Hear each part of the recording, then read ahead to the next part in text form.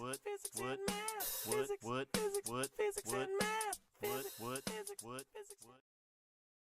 My name is Paulette Landon.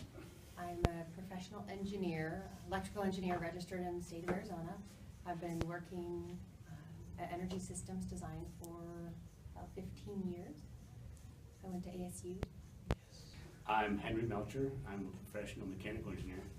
I went to school at Iowa State University, and I got my MBA at ASU. And I've been with Energy Systems Design for about 18 years. We did a project for, and let me give you some background. We're mechanical, plumbing, electrical, so we do HVAC design, and it's mostly for office buildings and mostly in Phoenix, but we do some stuff in California and Washington and Chicago. So we take care of all the mechanical, all the air conditioning, all the electrical, and all the plumbing throughout a building. So recently we did a job for ASU. It was their business school building. We had to design the system. We also had to commission the system. So commissioning is when you go in and make sure the building's performing as it's supposed to. We had to do all the observation to make sure nothing was leaking into the walls, under the floors, into the conduits, anything like that. So it was a challenge to make sure everything was sealed up properly, everything was working correctly. All the controls were implemented to make sure the system works as it was intended. So normally we get to the controls, the commissioning meetings, stuff wasn't working right. We had to figure out what wasn't working, why it wasn't working, and then do corrective actions to make it work properly.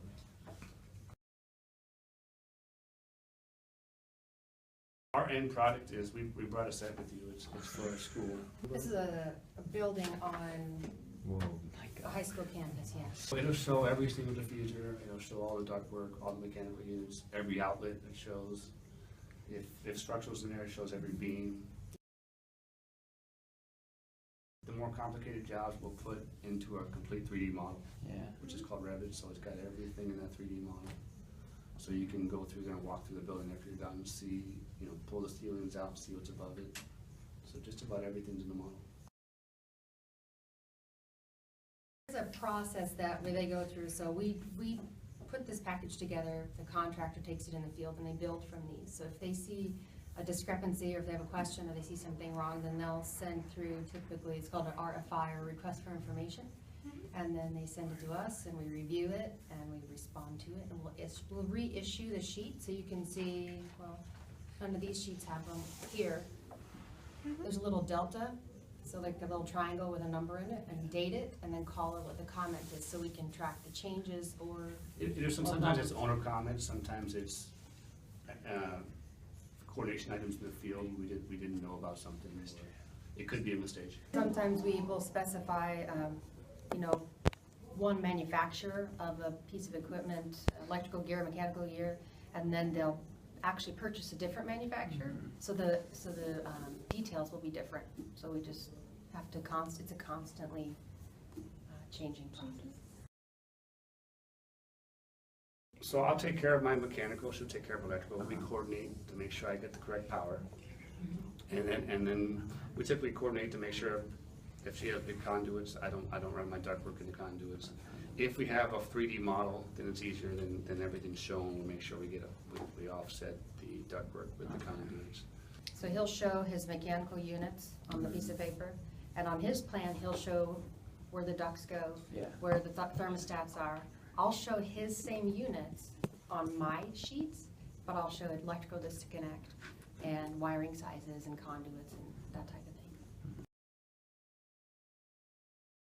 What I enjoy the most are challenging projects, something that is going to require you to think out of the box and use some actual engineering rather than doing typical things over and over. So we like to be creative, we like to have challenges. Every day is something different. I'd say about a third of my time is in meetings, 2/3 is in, probably another third is designing, and another third we manage different employees to make sure everything. The owner will change their mind. Or value engineering is always tough at the end, right? When they come back and tell you it's too expensive, and they want you to value engineer it. And Yeah, so we could design something, we want to be energy efficient, we want to conserve energy, we'll put LED lights in the whole space, and then they'll come back and say, that's too expensive, we need to put fluorescent lights in there. Well, it changed everything, the specs change, the wattage changes, all our calculations change. If a project's due, you gotta finish it, and there's long hours sometimes. Once you graduate college, you'll take your EIT exam, or sometimes you can take that in your senior year. Yeah. And then you pass that exam, and then you need 4 years 4 years. of experience as a registered engineer, and then you can take your professional engineering exam, whether it's mechanical, electrical, civil, whatever. Physics and math. Physics and math. I'm gonna type some code, only got 20 hours this semester.